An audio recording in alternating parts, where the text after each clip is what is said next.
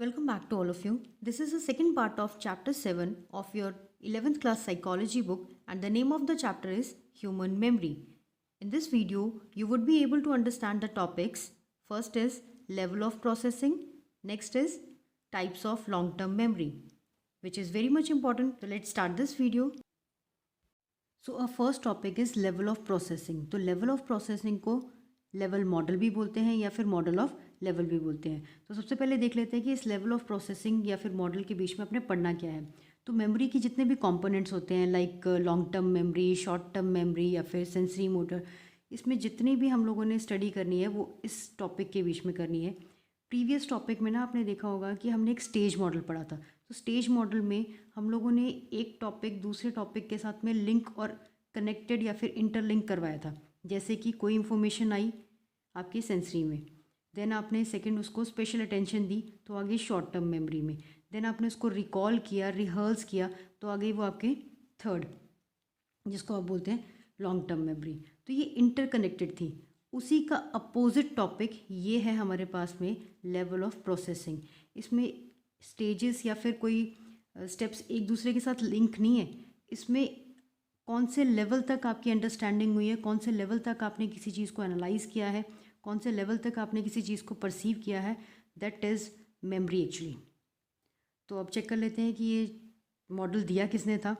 That is crack और locket. In the year of 1972 they proposed one model that is level model. तो अब क्या कहा है इस मॉडल के बीच में इन्होंने, any new information which relates to the manner in which it perceive, analyze and understood, which in turns the determines the extent to which it will be eventually be retained. मतलब कि कोई भी information जब हमारे दिमाग में आती है, हमने उसको किस तरीके से परसीव किया, हमने किस तरीके से उसको एनालाइज किया, हमने क्या उसको अच्छे तरीके से समझा, अंडरस्टूड किया, अंडरस्टैंड किया, तो उसको बोल देंगे हम लोग. वो हमें बताती है कि वो किस लेवल की हम लोगों ने अंडरस्टैंडिंग की है, किस लेवल पे हम लोगों ने उसको परसीव किया. That is level of processing. So level of processing में वेरियस लेवल है मेमोरी के, लाइक लेवल 1, लेवल 2, लेवल 3. तो क्रेक और लॉकेट के अकॉर्डिंग लेवल 1 और लेवल 2 जो है ना, वो शॉर्ट टर्म मेमोरी लेवल है, उसके लिए यूज़ किया गया है. लेकिन लेवल 3 जो है वो लॉन्ग टर्म मेमोरी के लिए यूज़ किया गया है. अब कुछ एग्जांपल से समझाते हैं कि लेवल 1 और लेवल 2 जो है वो क्यों शॉर्ट टर्म मेमोरी के लिए यूज़ किया गया, और लेवल 3 जो है वो उसको लॉन्ग टर्म मेमोरी क्यों बोला गया. तो लेवल 1 में और लेवल 2 में शैलोएस्ट लेवल बोला गया है इसको. शैलोएस्ट लेवल का मीनिंग समझ लो पहले, जिसमें कोई इन्फॉर्मेशन बहुत कम टाइम के लिए रिटेन हो या फिर बहुत कम टाइम के लिए कोई इन्फॉर्मेशन रहती है, उस लेवल को बोलते हैं लेवल 1 और लेवल 2, जिसको उसका नाम दे दिया गया shallowest level. On the other hand in level 3 it is consider as the deepest level. अब ये डीपेस्ट लेवल क्यों बोला गया, which mean the long period time के लिए कोई इन्फॉर्मेशन अगर उस लेवल में रिटेन कर रही है तो इसीलिए उसको बोला गया डीपेस्ट लेवल. नाउ लेवल 1 में whenever you see only some features and structure of any information, like आपकी एनसीईआरटी का टॉपिक उठाते हैं. एनसीईआरटी में एक एग्जांपल दिया गया है, like you can see in the page number 136, cat, CAT cat लिखा है यहाँ पे. तो फर्स्ट लेवल में आप क्या करेंगे कि उसको ये देखेंगे कि उसके स्ट्रक्चर क्या है, उसका फीचर क्या है. लाइक आप ये देखेंगे कि ये कैपिटल लेटर से लिखा है, स्मॉल लेटर से लिखा है, या फिर इसमें कौन सी इंक यूज़ की गई है. वहीं आप सेकंड लेवल में, जो आपका लेवल सेकंड है, उसमें आप फोनेटिक साउंड्स को चेक करेंगे. फोनेटिक साउंड्स क्या चीज़ होती हैं, जैसे ये कैट है ना, इसकी कैट की साउंड कैसी आ रही, कैट, तो इसकी फोनेटिक इससे मिलती हुई, इससे मिलती जुलती सेम साउंड करने वाला जो दूसरा वर्ड है, जैसे कि रैट हो जाएगा, बैट हो जाएगा. जब इस चीज़ की अंडरस्टैंडिंग होगी तो वो लेवल सेकंड होगा.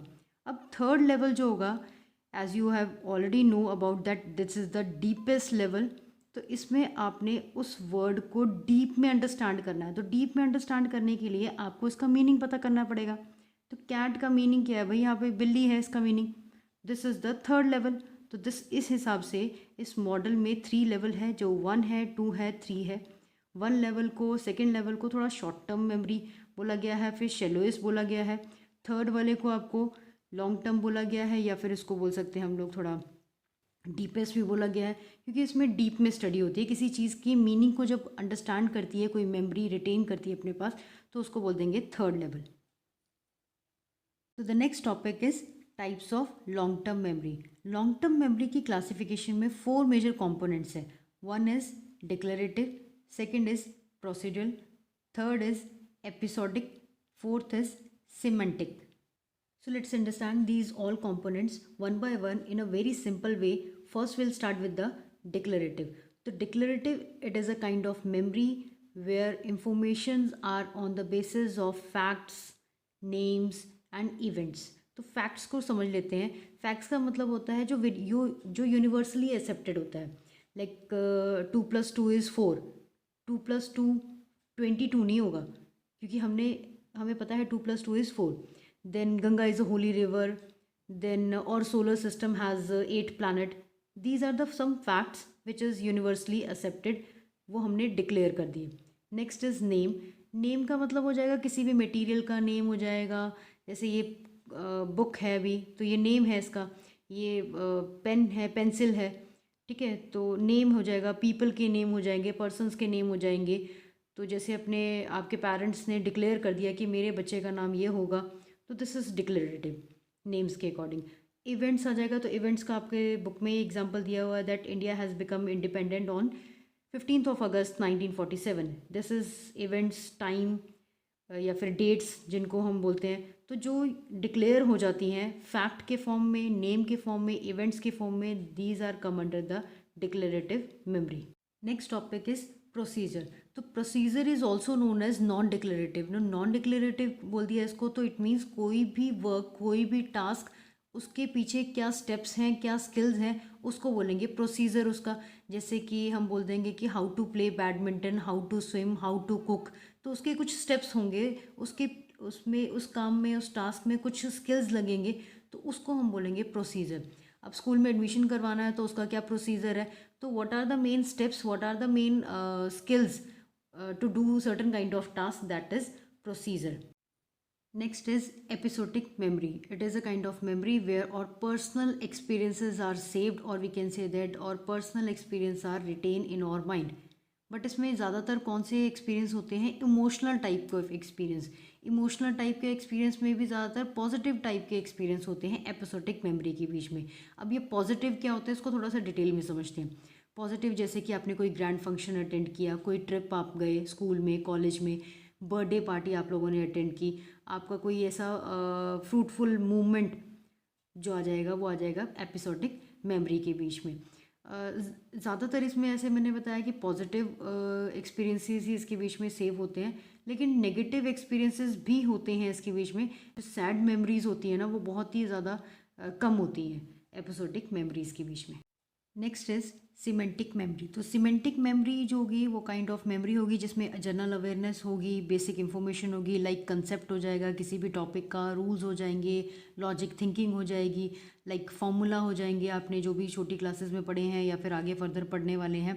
That all topic goes to the semantic memory. अभी जो सिमेंटिक मेमोरी के एग्जाम्पल्स देख लेंगे आप लोग, जैसे अंडरस्टूड है ना आपके पास में कि 2+6 इज़ 8, तो ये आपकी जनरल अवेयरनेस है. STD कोड है जो न्यू दिल्ली का, दैट इज़ 011. नॉलेज है, तो एलिफेंट की स्पेलिंग आप देखेंगे यहाँ पे मिस्टेक या फिर मिसप्लेट की हुई है, गलत लिखी हुई है एलिफेंट की स्पेलिंग, तो ये भी आपकी जनरल नॉलेज है. तो इस टाइप की जितनी भी इंफॉर्मेशन है, जितनी भी आप लोगों की मेमोरी है जो लॉजिकल थिंकिंग लगाती है, रूल्स लगाती है, कंसेप्ट बनाती है कोई, तो उस सारी टॉपिक को वो हम लोग सिमेंटिक मेमोरी के बीच में पढ़ेंगे. बट एक चीज़ याद रखना इसके बीच में, हमें ये नहीं पता होता कि हमने एलिफेंट की स्पेलिंग सीखी कौन सी क्लास में थी, हमने ये जो कोड है ये कौन सी क्लास में लर्न किया था, या फिर टेबल हम लोगों ने कौन सी क्लासेस में लर्न किए थे, फॉर्मूला ये वाला पर्टिकुलर हमने कौन सी क्लास में लर्न किया था, डेट नहीं पता होती हम लोगों को उसकी, तो वो सिमेंटिक मेमोरी के बीच में आ जाएगा. So student, if you really like this video, please like this video and subscribe this channel for the upcoming videos. Thanks for watching.